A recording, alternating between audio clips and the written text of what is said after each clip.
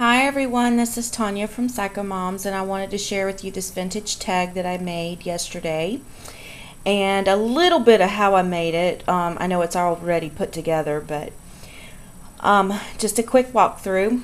The back of the tag is actually just a plain luggage tag, and you can see the color a little better on here. I was experimenting with making some new glimmer colors, and I've made this black color that whenever it spritzed it on, it kind of turned a little purple, like a dark eggplant, almost black but eggplant.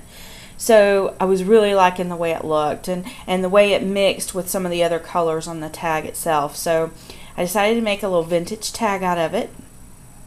I don't know if you can see the glimmer in it, but it's there. And actually this is this is the darker value of the black, and then this was the lighter value as I was mixing the ink into the color, so you can get an idea of the color here.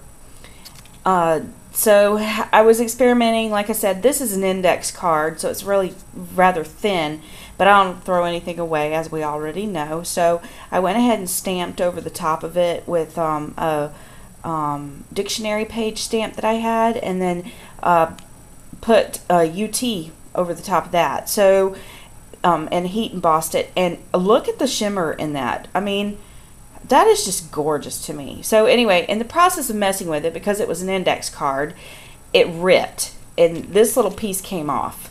So that's when I got inspired to make the tag. So it happened to be the exact size of the luggage tag. So there's a small piece of that there in the background, and then these are the little flowers that I've been making. So I already had the flower made, and I stuck this pin in here, and I don't know if you can see the pin or not, but it's got a aqua colored tip, and then a yellowy green color spacer, and then a clear crystal, and then the same yellowy green color spacer at the bottom. And then it says family on a little tag. I have a picture from 1930 of my husband's grandmother that I'm gonna use this tag for. But this is just a little piece of feather. Then when I was messing with the tag, it ripped like right here really bad, so I didn't want to throw it away. So I bent it down, curled it in, and then I put a piece of lace over it. Now, as you can tell, the lace had gotten melted, so again, I don't throw anything away. So I just put that across the back, and since it's a vintage tag, I think the fact that it's a little melted and warped kind of adds to that tattered look a little bit. So these are my micro roses that I showed how to make in another video. I think it was the vintage tag book video.